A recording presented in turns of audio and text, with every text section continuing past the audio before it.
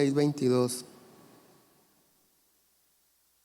Se lee súper rápido y parece ser un camino corto. Acepto a Cristo, me libera del pecado, me convierto en su siervo, doy como fruto la santificación y me voy a la vida eterna. Parece ser un camino corto, pero es un camino largo en el que día a día nos toca esforzarnos para poder llegar al fin, que es la vida eterna. Y en este proceso es que enfrentamos cosas que consideramos malas. ¿Y por qué digo cosas que consideramos malas? Porque realmente no lo son. Nada de lo que pasa debajo del sol se sale de la voluntad de Dios. Segunda de Pedro 3:9 dice: Dios no retarda su promesa, según algunos la tienen por tardanza, sino que es paciente para con nosotros, no queriendo que ninguno perezca. Dios no quiere que te pierdas. Dios no quiere que perezcas. La adversidad que pudieras estar enfrentando en tu vida, desde el punto de vista de Dios, no es para echarte a perder la vida, el negocio, la salud o el matrimonio. Dios no quiere que ninguno perezca, sino que todos procedan al arrepentimiento. Entonces la adversidad, los problemas, las cosas que consideramos malas, tienen un propósito divino, y es llevarnos al arrepentimiento. Entonces tenemos que establecer que Dios no quiere que ninguno se pierda. Esto nos enseña que lo que Dios permite que llegue a tu vida no tiene como propósito la perdición. Si hay conflicto en tu familia o en tu matrimonio, no es para que se divorcien. No es para eso. Es precisamente para que quiten las cosas que pueden estar lastimando o evitando el propósito de Dios para su vida. Dios no quiere que ninguno se pierda. Segundo, Dios quiere que cambiemos de estilo de vida, es decir, que nos arrepintamos. Desafortunadamente, algunos de nosotros no entendemos con palabras bonitas. No entendemos cuando leemos o escuchamos los consejos que Dios nos da en su palabra. Algunos necesitamos ser quebrantados, y más los que somos necios, necesitamos el quebranto. Algunos necesitamos ser quebrantados para entender que necesitamos cambiar de estilo de vida. El quebranto son las cosas, o viene o sucede en las cosas que nos agradan, que nos gustan, y hace que duelan. El quebranto genera tristeza. Pero segunda a los Corintios 7:10 dice: porque la tristeza que es según Dios produce arrepentimiento para salvación, pero la tristeza del mundo produce muerte. La tristeza que proviene de Dios produce arrepentimiento para salvación. ¿Sí estamos entendiendo esto? Dios hace que algunos padezcan tristeza. ¿Con qué propósito? Que cambies de estilo de vida. Entonces, todas aquellas cosas que constantemente tratamos de evitar porque según nosotros son malas para nuestra vida, resulta que Dios las utiliza para nuestro bien.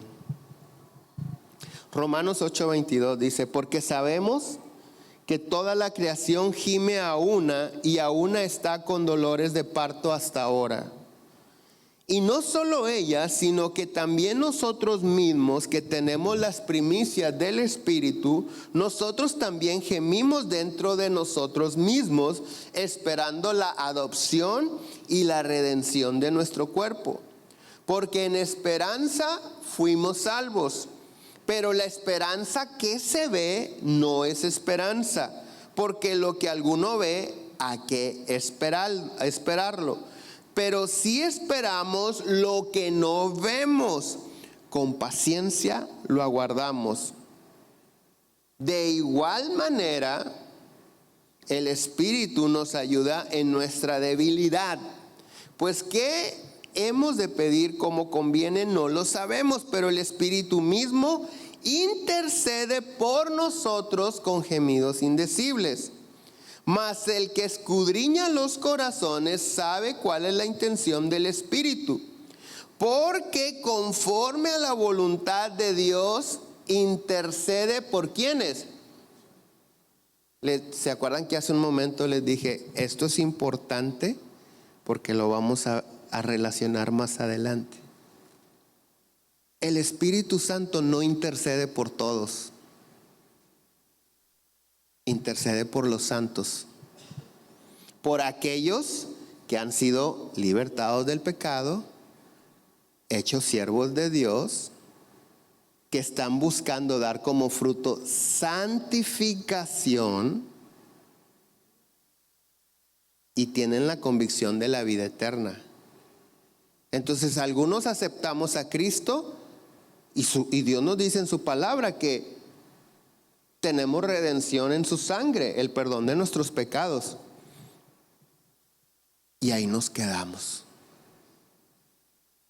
Ahora, servir a Dios, cuando hablamos de servir a Dios, no estamos hablando de necesariamente en un templo.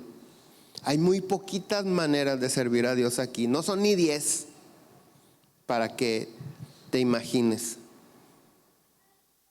Y Dios no puede encerrar el servicio de sus hijos hacia Él dentro de un templo.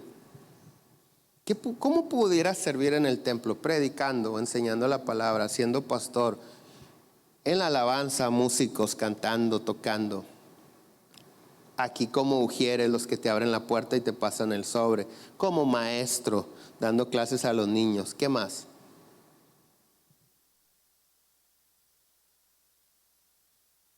¿Ya quedó la música? Bueno, vamos a ponerlo en lo técnico, van 6. ¿Qué más? ¿Ya? ¿Es todo? Y algunos tenemos esa imagen o esa creencia de que es que servir a Dios en la iglesia. ¡No! Es servir a Dios donde Él te ha puesto. Porque donde Él te puso, eres parte de su plan para que se cumpla el propósito que Él tiene listo, predispuesto para ti y para las personas que te rodean.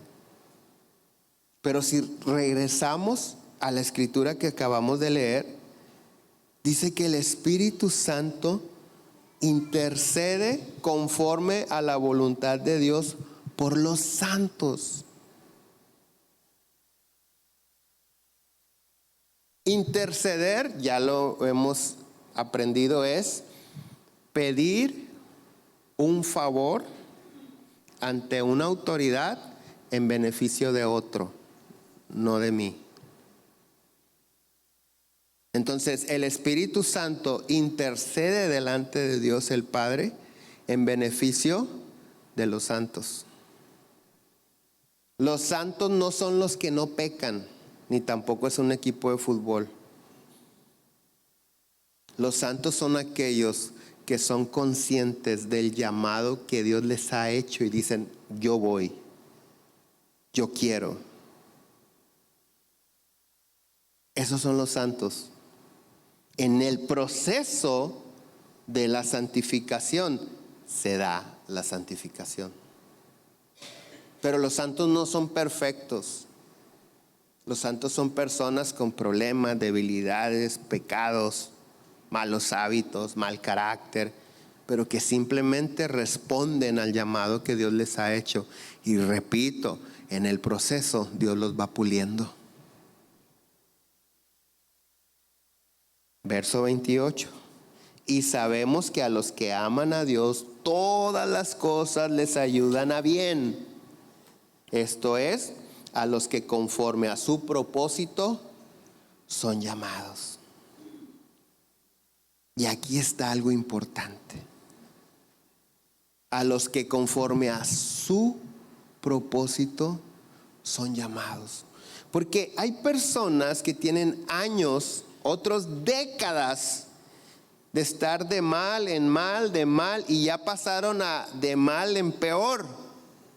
Y no han logrado entender cómo esto me ayuda bien si todo lo que tengo viviendo los últimos años ha sido adversidad, fracasos. ¿Cómo es que me ayuda bien? No te ayuda bien, ni te ayudará bien, al menos que vivas de acuerdo a su propósito, no a tu propósito. Y eso es diferente. Eso cambia todo. ¿Por qué? Porque Dios nos ha escogido para servir su propósito, no nuestro propósito.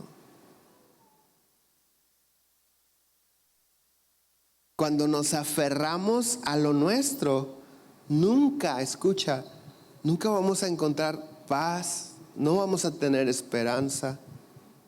Pero cuando entendemos que nuestra vida es parte de un plan perfecto, con un propósito divino, y encontramos nuestro lugar en su propósito, encontramos la paz, la esperanza, la prosperidad, y todas las cosas cooperan para nuestro bien en su propósito con el cual nos ha llamado. Ahora, si pudiéramos decirlo así, el secreto está en amar a Dios, porque dice, y sabemos que a los que aman a Dios. El problema es que muchos de nosotros creemos que amamos a Dios y no amamos a Dios. Recuerda que el amor solo puede conocerse a base de las acciones del que ama hacia quien ama. Si yo digo que amo a Dios, ¿cómo me debo de comportar? ¿Cómo dice Dios que Él reconoce a los que le aman? Dice, si me amáis, guardad mis mandamientos, obedéceme. Dios dice, los que me aman muestran su amor para mí en la obediencia. Y nosotros decimos, ay Señor, como quiera tú sabes que te amo. Y sobre todo decimos eso cuando andamos de pecadores. No cuando nos equivocamos, porque todos nos equivocamos cuando planeamos, maquinamos y decimos, mañana vamos a hacer esto, y tú sabes que a Dios no le agrada.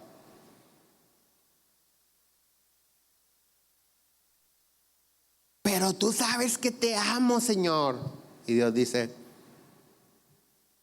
no sé de qué me hablas. Si me amas, tu amor para mí se demuestra en obediencia. Mi amor para ti en paciencia, para que no te pierdas, para que logres arrepentirte. Ahora, si cuando no conocíamos a Dios, escucha, si cuando no conocíamos a Dios, el mal que recibimos nos hizo acercarnos a Él, ahora más debemos de estar esforzándonos por caminar de acuerdo a su voluntad y vivir cerca de Él. Porque cuando no le conocíamos y ¿por qué nos acercamos a Él? Porque nadie nos pudo ayudar, es la verdad. Porque nadie nos dio esperanza, porque probablemente buscamos en todos lados y no encontramos ayuda. Y Dios nos ayudó. Por eso nos acercamos a Él.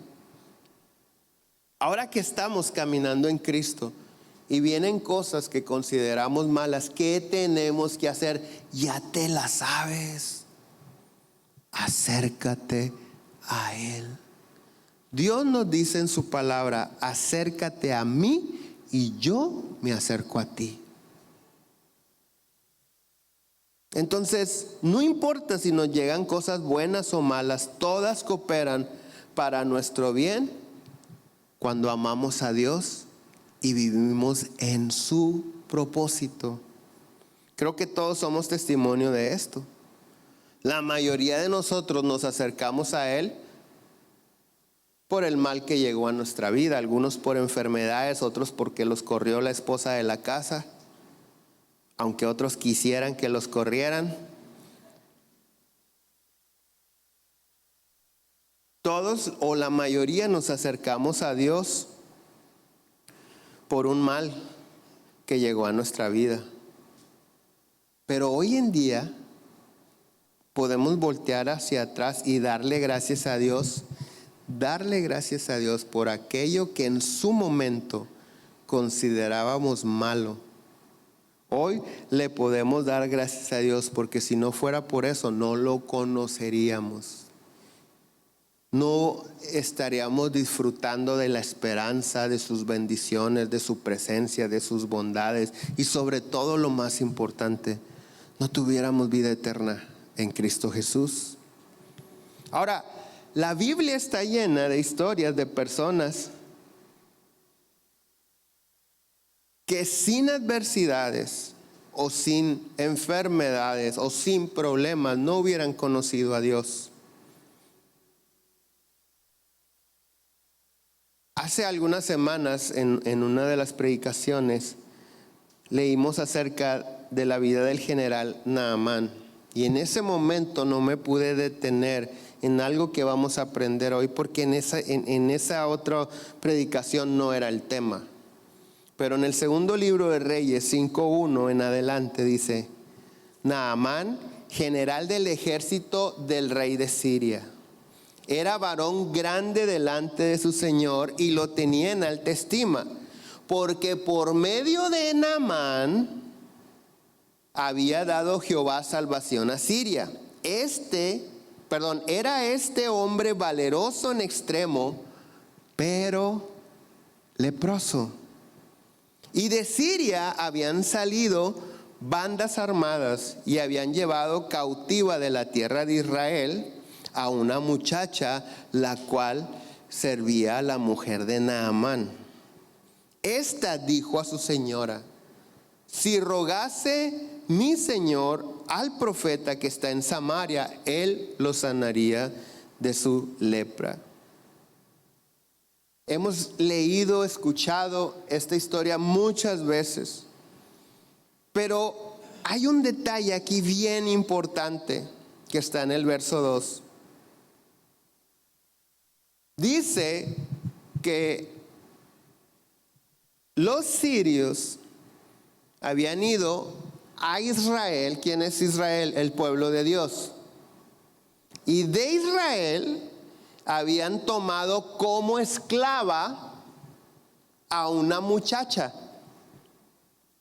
Y esa esclava llega a servir a la esposa de Naamán.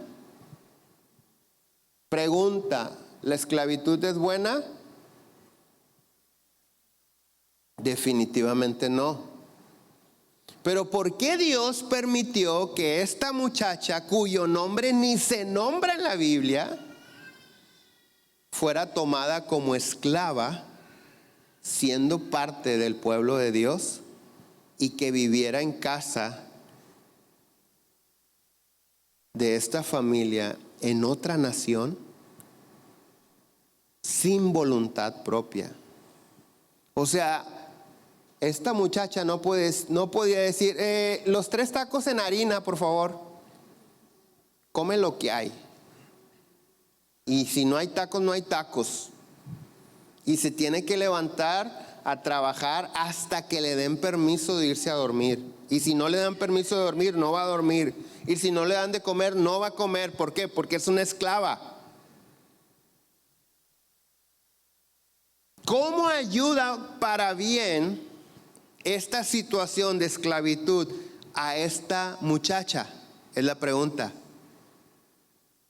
Porque se supone que todas las cosas ayudan a bien. Y aquí es donde Dios nos está hablando. Todas las cosas ayudan a bien de acuerdo a su propósito.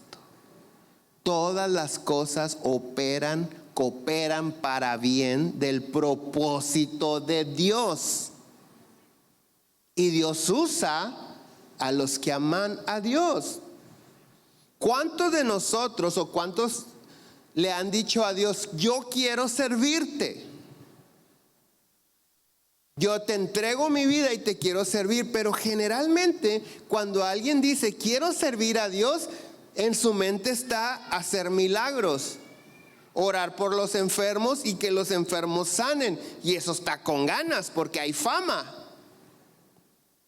Otros cuando dicen quiero servirte, quiero ser profeta, porque el profeta trae revelación de la voluntad de Dios. Y se imaginan cuando algunos hacen oraciones, yo quiero servirte, se imaginan así un montón de gente buscándoles. ¿Tendrás alguna palabra para mí, profeta? ¿Cómo te llames? Se oye chido, profeta Cachino, ¿no? Pon tu nombre ahí. Y eso es lo que a veces se viene en la mente, a nuestra mente. Yo voy a servir a Dios de una manera espectacular. Ella estaba sirviendo a Dios en esclavitud. Estaba sirviendo al propósito de Dios en esclavitud. Y todas las cosas ayudan a bien. Mira, el camino al milagro en la vida del general Naamán fue indicado por una muchacha israelita que fue tomada como esclava. Ella le dijo, si Naamán busca al profeta que vive en Samaria, quedará sano. Continuamos leyendo en el verso 4. Entrando Naamán a su señor, es decir, con el rey, le relató diciendo, así y así ha dicho una muchacha que es de la tierra de Israel. Y el rey de Siria dijo, anda, ve, yo enviaré cartas al rey de Israel. Salió pues él llevando consigo 10 talentos de plata y 6,000 piezas de oro y 10 mudas de vestidos. Tomó también cartas para el rey de Israel que decían, cuando lleguen a ti estas cartas, sabe por ellas que yo envío a ti mi siervo Naamán para que lo sanes de su lepra. Luego que el rey de Israel leyó las cartas, rasgó sus vestidos y dijo, ¿soy yo Dios que mate y dé vida para que éste envíe a mí a que sane un hombre de su lepra? Considerad ahora y ved cómo busca ocasión contra mí. Cuando Eliseo, el varón de Dios, oyó que el rey de Israel había rasgado sus vestidos, envió a decir al rey, ¿por qué has rasgado tus vestidos? Venga ahora a mí y sabrá que hay profeta en Israel. Y vino Naamán con sus caballos y con su carro, y se paró a la puerta de la casa de Eliseo. Entonces Eliseo le envió un mensajero diciendo, ve y lávate 7 veces en el Jordán, y tu carne será restaurada y serás limpio. Y Naamán se fue enojado diciendo, he aquí, yo decía para mí, saldrá él luego y estando en pie invocará el nombre de Jehová su Dios y alzará su mano y tocará el lugar y la lepra y sanará la lepra. Habana y Farfar, ríos de Damasco, ¿no son mejores que todas las aguas de Israel? Si me lavare en ellos, ¿no seré también limpio? Y se volvió y se fue enojado.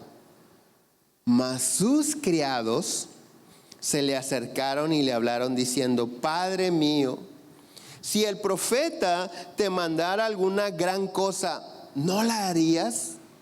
¿Cuánto más diciéndote: lávate y serás limpio? Entonces él descendió y se zambulló 7 veces en el Jordán, conforme a la palabra del varón de Dios, y su carne se volvió como la carne de un niño y quedó limpio. Y volvió al varón de Dios, él y toda su compañía, y se puso delante de él y dijo: aquí, escucha, ahora conozco que no hay Dios en toda la tierra sino en Israel. Te ruego que recibas algún presente de tu siervo. Mas él dijo: vive Jehová, en cuya presencia estoy, que no lo aceptaré. Y le instaba que aceptara alguna cosa, pero él no quiso.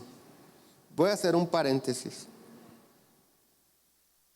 Cualquier persona que Dios use para bendición de tu vida no te va a pedir nada a cambio, si realmente está en la presencia de Dios. El profeta dijo: vive Jehová, en cuya presencia estoy, no tomaré nada. Ahora, 6,000 piezas de oro, si fueran centenarios, ¿sabes cuántos millones de dólares llevaba Naamán para Eliseo? 20,700,000 dólares al precio del día de hoy del centenario y al tipo de cambio del día de hoy. 20,700,000 dólares.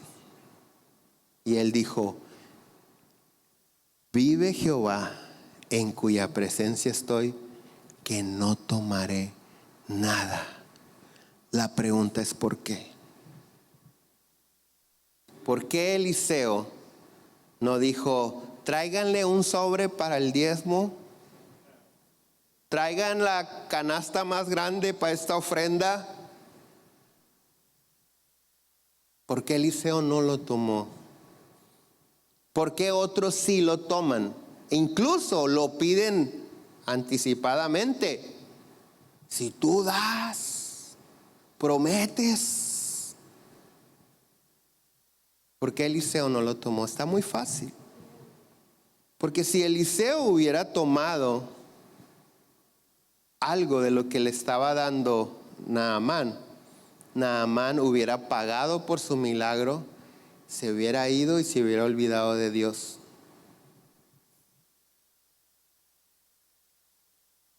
Como lo hemos hecho todos aquellos que en un momento fuimos o nos llevaron a que nos hicieran una limpia o un amarre.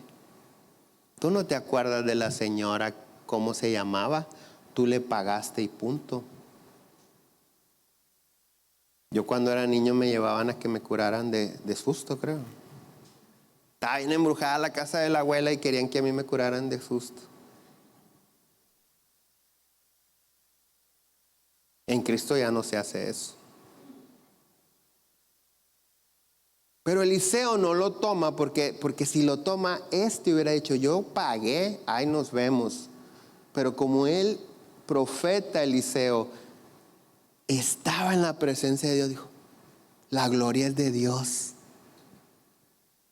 Si tomo algo, él habrá pagado. Si no tomo nada, él se irá. Y todos los días de su vida sabrá que está en deuda con Dios. Cerramos el paréntesis. Verso 17. Entonces Naamán dijo: te ruego pues, de esta tierra no se dará a tu siervo la carga de un par de mulas, porque de aquí en adelante tu siervo, escucha, no sacrificará holocausto, ni ofrecerá sacrificio a otros dioses, sino a Jehová. En esto perdone Jehová a tu siervo, que cuando mi señor el rey entrara en el templo de Rimón para adorar en él, y se apoyare en mi brazo, y si yo me inclinare en el templo de Rimón, cuando haga tal, Jehová perdone en esto a tu siervo. Y él le dijo, ve en paz. Naamán le dijo al profeta, ¿sabes que mi rey se mete a un templo de un dios pagano y soy su hombre de confianza? Él se apoya en mí. Entonces yo me tengo que hincar para bajarlo y me tengo que hincar para ayudarle a levantarse. Pero en ningún momento mi adoración será para ese dios pagano. De aquí en adelante solamente a Jehová Dios adoraré.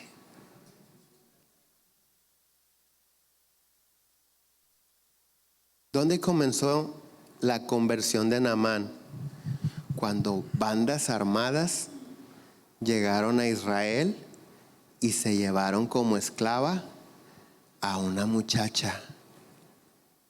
Ahí comenzó el proceso del milagro del general Naamán. Entonces la esclavitud de esa muchacha cooperó para el bien del propósito de Dios. Nosotros, sin importar cómo Dios nos use, somos utensilios en sus manos. Como un utensilio de cocina. Cuando de repente te sirven una comida rica, nadie pregunta, ¿con qué cuchara la sirvieron? ¿Qué importa con qué cuchara la sirvieron? Un buen corte de comida, de carne asada, ¿y con qué cuchillo lo partirían? ¿Qué importa con qué cuchillo? Nadie pregunta eso, porque son utensilios de cocina. Así somos nosotros en las manos de Dios. Lo que importa es que el propósito de Dios se cumpla en la tierra. ¿Y sabes qué es lo más maravilloso? Que no es que esto convierta nuestra vida en una vida desagradable o miserable. No.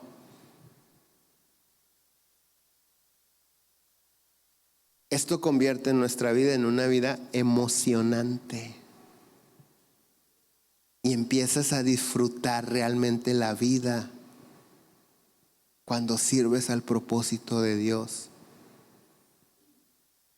Dios quiere no solamente salvarte, libertarte del pecado, quiere que seas su siervo para usarte, para que no te pierdas,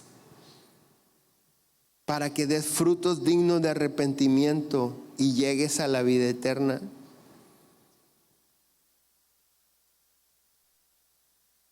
Si pensamos en Naamán, con toda su fama y gloria, dice la Biblia, pero leproso. La lepra, una enfermedad incurable, fue la bendición más grande que Naamán pudo recibir, porque por la lepra encontró a Dios. Lo encontró y lo sanó. Entonces, algo que cualquiera pudiéramos considerar malo, resultó que ayudó para bien, para que el propósito de Dios se cumpliera en la vida de Naamán. El asunto es que algunos de nosotros, Naamán no lo conocía, pero algunos de nosotros ya lo conocemos. Dices, bueno, la lepra llevó a Naamán a conocer a Dios. La lepra fue buena para Naamán porque conoció a Dios. Pero yo ya conozco a Dios. Ya conocemos a Dios. Sí, ya lo conocemos, ya sabemos quién es Él, pero no hemos logrado desarrollar comunión con Dios. La comunión que Él quiere con nosotros. Comunión en la que salimos ganando nosotros. Porque Dios es Dios con nosotros o sin nosotros. Entonces, cuando estamos en adversidades, o si parece que el bien que deseamos no ha llegado a nuestra vida, sino todo lo contrario, tenemos que buscar a Dios. Tenemos que buscarlo más que nunca para que su propósito se cumpla en nuestra vida. ¿Recuerdan la vida de Daniel? Hay un libro en la Biblia que se llama Daniel. Daniel fue aquel que fue arrojado al foso de los leones. ¿Cómo ayudó a bien a Daniel que lo aventaran al foso de los leones? Dice la Biblia que Daniel era un hombre que Dios había prosperado en el gobierno de un reino que no era de Dios. Porque Daniel no se contaminaba con los asuntos del reino, ni con la cultura, ni con nada. Daniel temía a Dios y llegó a ser un hombre importante. Pero la gente que estaba alrededor del rey, que envidiaban a Daniel y que querían que se muriera, porque querían el lugar que el rey le había dado a Daniel, dijeron, ¿cómo podemos hacerle? Y ellos políticamente, utilizando la política, convencieron al rey de proclamar un día en que nadie ore, porque Daniel era un hombre de oración. Y le dijeron, haz un edicto, que en tal día, si alguien quiere orar, que te ore a ti. Si alguien quiere adorar, que te adore a ti. Y todo aquel que ore o adore a otro Dios en ese día, sea lanzado en el foso de los leones. Y parece, la historia nos deja interpretar que el rey, como para quitarse a estos de encima, dice, ok, a ver, hagan la bendita ley. Como que un poco fastidiado, pero no se dio cuenta de lo que estaba haciendo. Y se promulga el edicto, y Daniel, siendo un hombre de oración que oraba varias veces al día, se va a su casa, abre la puerta del balcón y deja ver a todo mundo que él se hinca y ora a Dios. Cuando Daniel ora a Dios, estos envidiosos lo primero que hicieron fue, rey, Daniel está orando y no te está orando a ti. Tienes que aventarlo al foso de los leones. La pregunta es, ¿por qué Daniel no oró a escondidas? No sé si todos los días abría la puerta para que lo vieran, pero ese día sí lo hizo. ¿Por qué Daniel permitió que lo vieran orar cuando había sentencia de muerte a todo aquel que no orara al rey? Porque Daniel era íntegro. La integridad de Daniel lo llevó a que todo mundo viera que para él lo más importante era orar y adorar al verdadero Dios.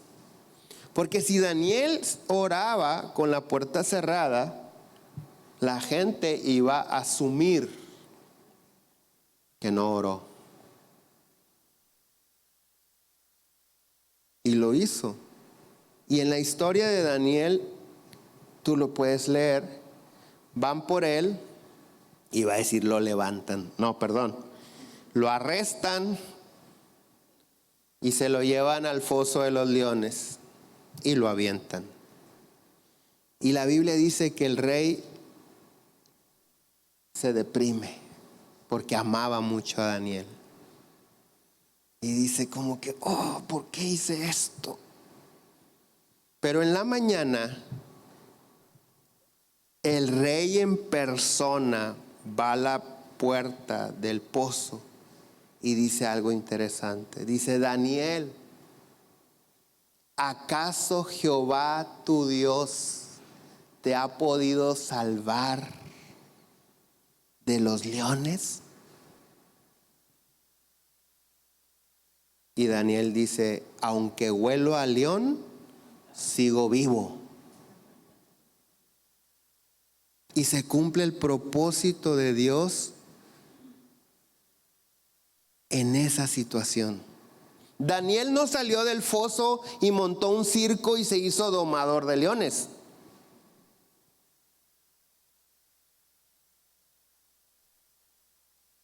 Daniel volvió a su trabajo.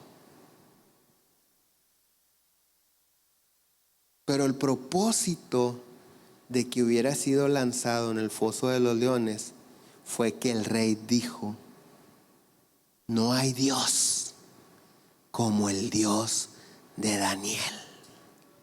Y reconociera todo el reino que no hay otro Dios más grande que nuestro Dios. Porque Dios cumple su propósito. No sé si ustedes sepan quién fue Julio Melgar. Julio Melgar fue un profeta, cantautor de Guatemala, que compuso canciones que aquí hemos cantado. Muy usado por Dios, impresionante don de profecía. Julio Melgar murió de cáncer. Y cuando Julio se enferma, su salud, su cuerpo se deteriora muy rápido. Y todo mundo hacía oraciones. Hicieron eventos de miles de personas en iglesias y en estadios. Hicieron cadena de oración mundial para que Julio Melgar no muriera de cáncer, y murió de cáncer.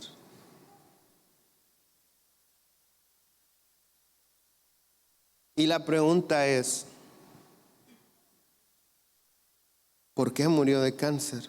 Porque se supone que alguien que predica de que Dios es poderoso, que Dios no solamente dice que hace milagros, sino que Dios lo ha usado para sanar a otras personas, se supone que no se va a enfermar, o que al menos tenga una muerte digna. Porque si últimamente Dios lo quisiera muerto, ¿por qué no lo mató de un infarto? ¿Por qué lo llevó en un proceso de cáncer donde vimos todos a través de las redes sociales y videos y canales de televisión cómo se acabó su cuerpo hasta morirse? ¿Por qué Dios no lo sanó? ¿Acaso no se cumplió el propósito de Dios en la vida de Julio Melgar? Claro que sí. Se cumplió su propósito. Porque Dios siempre fue su gozo, su fortaleza. Y no sé si ustedes llegaron a ver cómo vivió los últimos segundos de su vida, porque hay un video que hasta lo hicieron público. ¿Qué estaba haciendo Julio antes de morir de cáncer? Bailando, alabando a Dios, cantando, adorando, y se muere. En ese momento. ¿Y qué propósito puede tener Dios en eso? Con su siervo.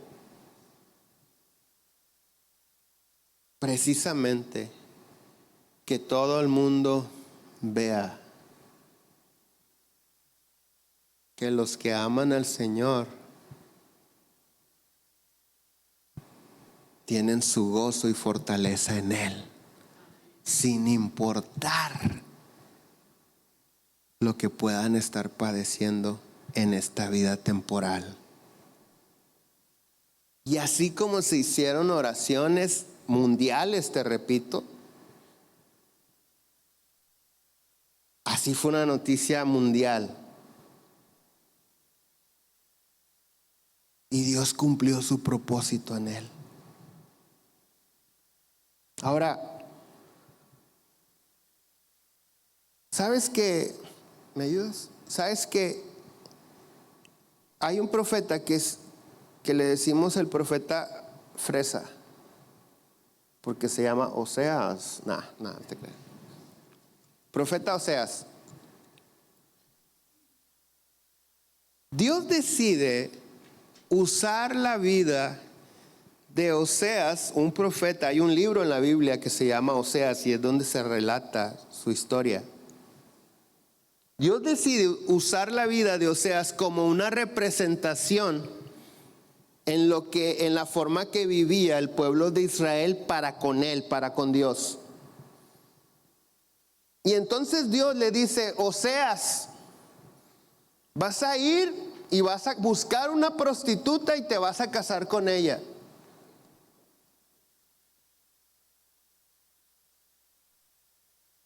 Al profeta.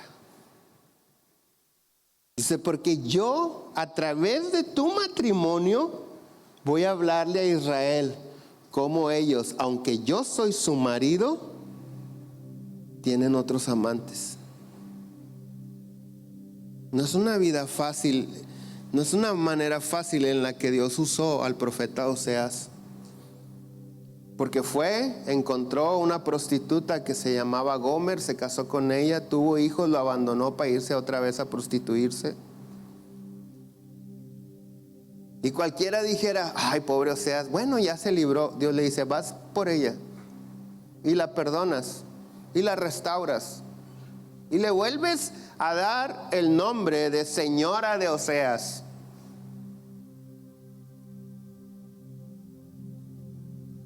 Porque Dios iba a manifestar a su pueblo cómo estaban viviendo con respecto a él. Y dice Oseas capítulo 2, verso 1: decid a vuestros hermanos Ami y a vuestras hermanas Ruhama, contended con vuestra madre. Mira qué interesante. Ellos eran hijos de Gomer, la prostituta. Y entonces Dios les está diciendo a los hijos: van a peleense con su mamá. ¿Habías escuchado algo así?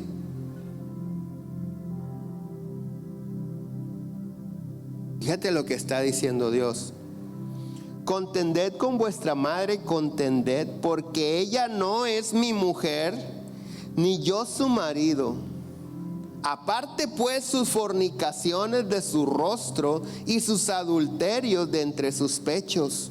No sea que yo la despoje y desnude, la ponga como en el día que nació, la haga como un desierto, la deje como tierra seca y la mate de sed.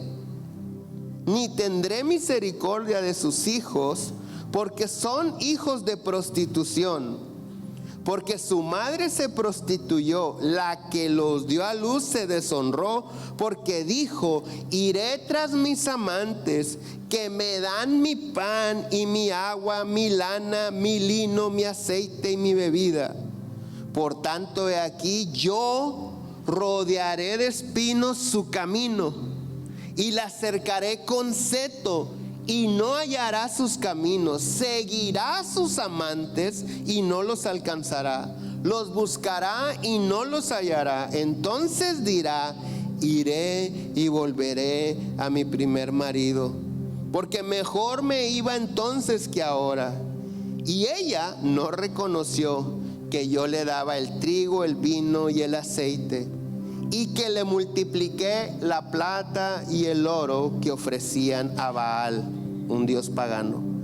Por tanto, yo volveré y tomaré mi trigo a su tiempo, mi vino a su sazón, y quitaré mi lana y mi lino que había dado para cubrir su desnudez. Y ahora descubriré yo su locura delante de los ojos de sus amantes, y nadie la librará de mi mano. Haré cesar todo su gozo, sus fiestas, sus nuevas lunas, sus días de reposo, todas sus festividades. Y haré talar sus vides, sus higueras, las cuales dijo: mis salarios son, yo me las gané. Son salario que me han dado mis amantes. Las reduciré a un matorral, y las comerán las bestias del campo. Y la castigaré por los días que incensaba a los Baales y se adornaba de sus zarcillos y de sus joyeles, y se iba tras sus amantes y se olvidaba de mí, dice Jehová.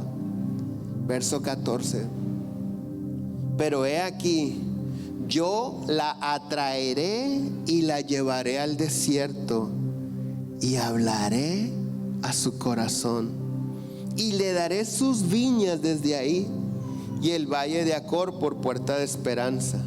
Y ahí cantará como en los tiempos de su juventud y como en el día de su subida de la tierra de Egipto. En aquel tiempo, dice Jehová, me llamarás Ishi. Ishi quiere decir marido. Y nunca más me llamarás Baalí, Señor. Porque quitaré de su boca los nombres de los Baales y nunca más se mencionarán sus nombres. En aquel tiempo haré para ti pacto con las bestias del campo, con las aves del cielo y con las serpientes de la tierra.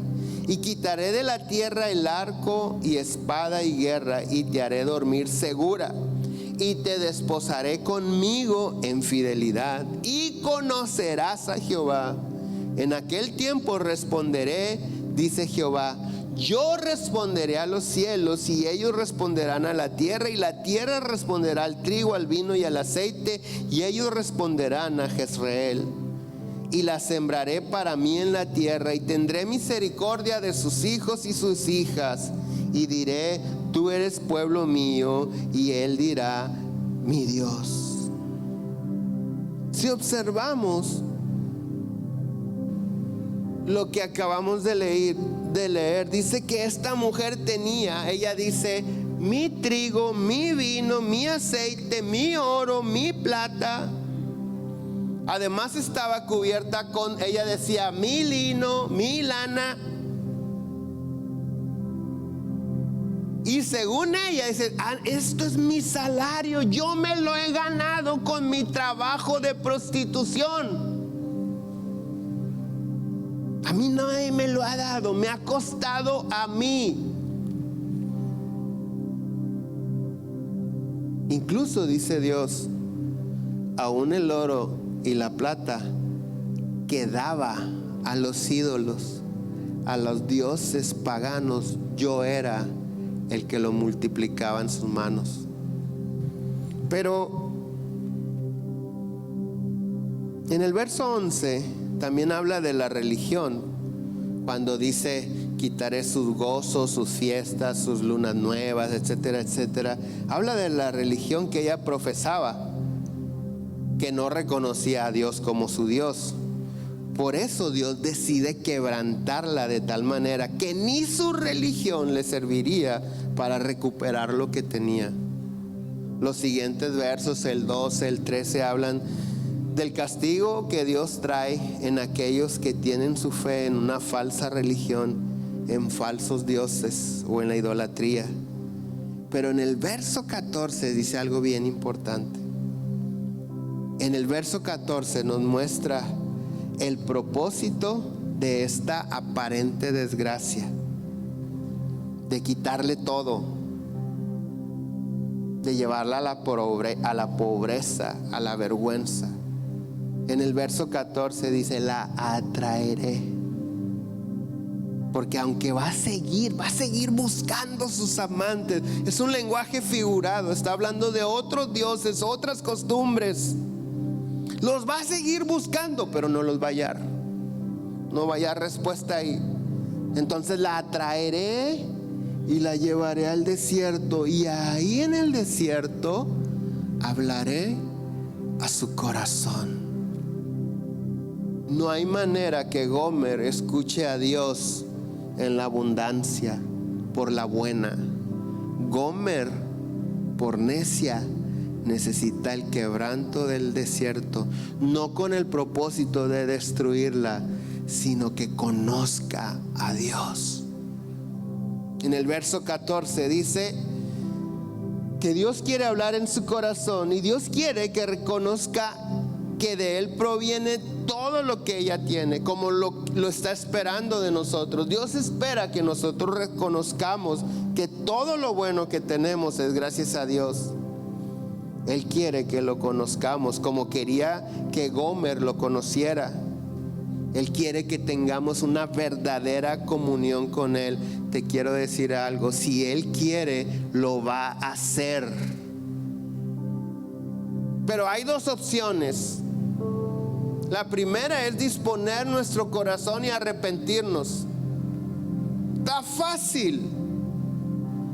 La segunda es decir, más adelante, ya cuando esté grande y haya vivido la vida.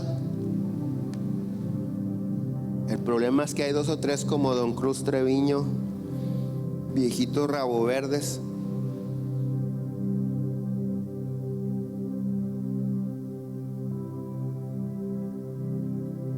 Ese es el problema, que no entendemos que si Dios te llamó y no entendemos con palabras bonitas, dice, ok, plan A, obedece, dispón tu corazón. Plan B, espinas y quebranto. Ahora, ¿por qué parece un absurdo? Tendemos al plan B. ¿Por qué Dios tiene que quebrantarnos y por qué tenemos que perder todo aquello que obtuvimos en el mundo? De hecho, muchos no se acercan a Dios, no reciben a Jesucristo, no sirven a Dios porque creen que van a perder lo que hicieron, y sobre todo si no lo hicieron tan legalmente. O sea, dicen, no, pues, ¿cómo voy a hacer esto? ¿Cómo? O sea, si yo me decido servir a Dios, ya no puedo hacer esto que me deja buena ganancia.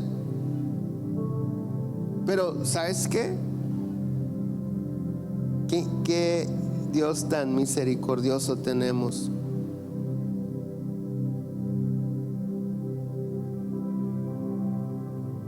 Lo que esta prostituta había conseguido de una manera que no le agrada a Dios, el vino, el oro, el trigo, el aceite, todo lo que menciona la Biblia, dice Dios, yo se lo quitaré.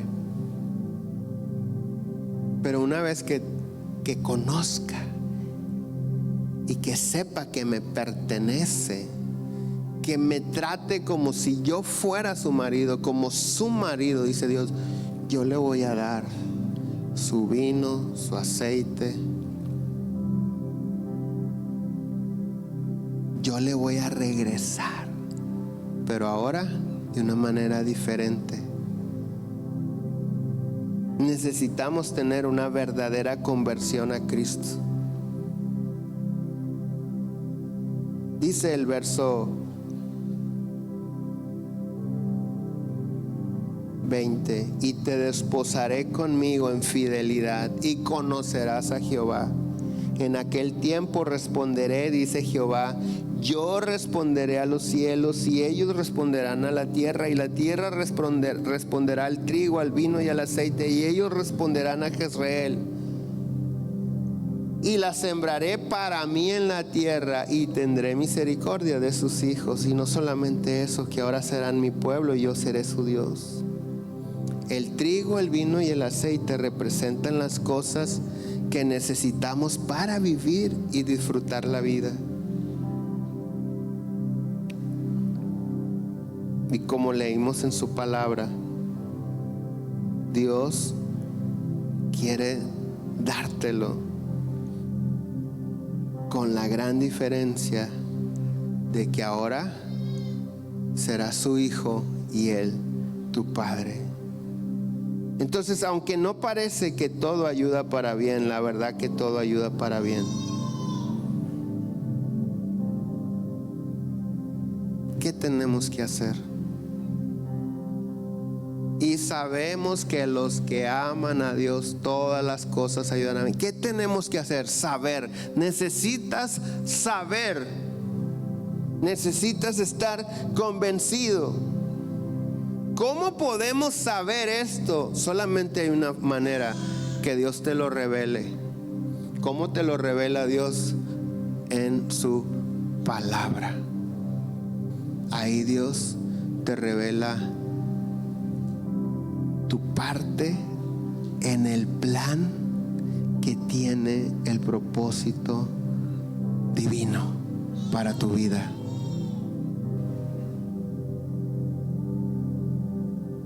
Dios lo hace sentir en tu corazón en la oración, pero te lo confirma en su palabra. Te digo algo, esto produce convicción, paz, esperanza. ¿Por qué? Porque sabemos que nuestra vida sigue y seguirá en manos de Dios, sin importar que nosotros creamos que nos está yendo mal. Todo ayuda para bien. ¿Nos ponemos de pie?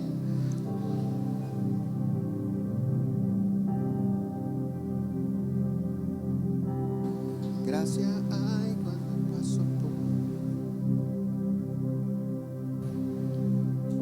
Gracias hay cuando paso por el fuego. Abres camino donde no lo hay. Al recordar lo que has hecho en mí, lo que un día fui, lo que recorrí, sé que a mi lado siempre estás. Hubo uno más entre las llamas que estuvo junto a mí. Hubo uno más sobre las aguas que pudo el mar abrir. En mi interior no queden dudas de cómo libre fui. Hay una cruz que muestra el precio que Jesús pagó por mí. Hay uno más entre las llamas. Dile, en las aguas, dile.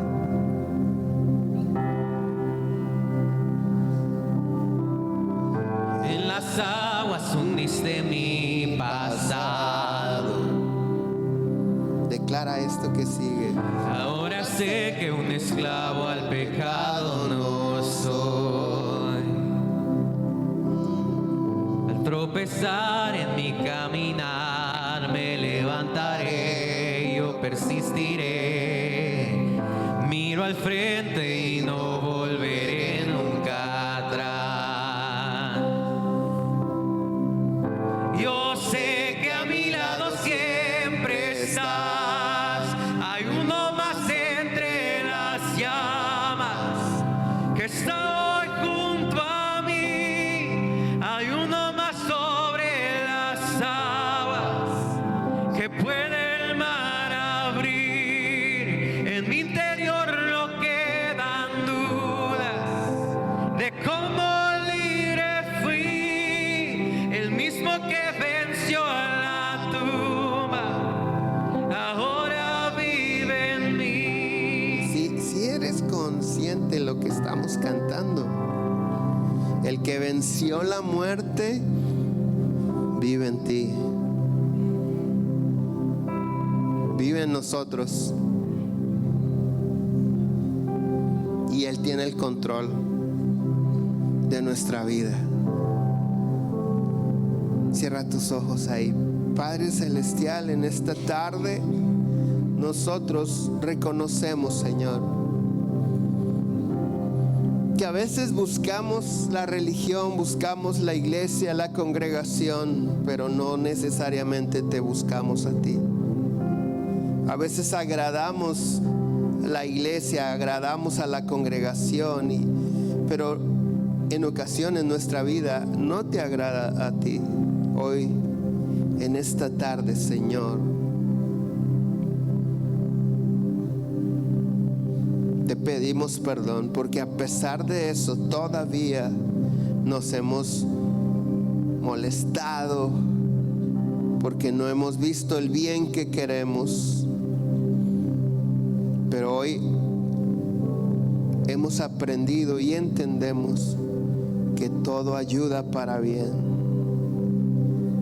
Que tu Espíritu Santo nos fortalezca, nos traiga la fuerza, la convicción para seguir en tus caminos, y nos ayude a obedecer tu palabra para demostrarte nuestro amor, Padre Celestial, yo te ruego por cada familia aquí representada, que tú los sigas guardando de todo peligro, que bendigas sus vidas, sus negocios, su trabajo, que prosperes su alma, todo lo que ellos tienen, su familia, sus hijos. Bendice cada matrimonio. Cancelamos todo lo que esté lastimando la paz en los matrimonios. Declaramos libertad en Cristo, reconciliación, armonía en el nombre de Jesús. Señor, yo te ruego que tú nos hagas, Señor, astutos, como dice tu palabra, que tú actives el discernimiento para no caer en ninguna tentación, Señor. Y te ruego que no nos dejes caer en la tentación y nos libres de todo mal, Señor. Que tu luz resplandezca sobre nosotros y podamos, Señor, conocerte.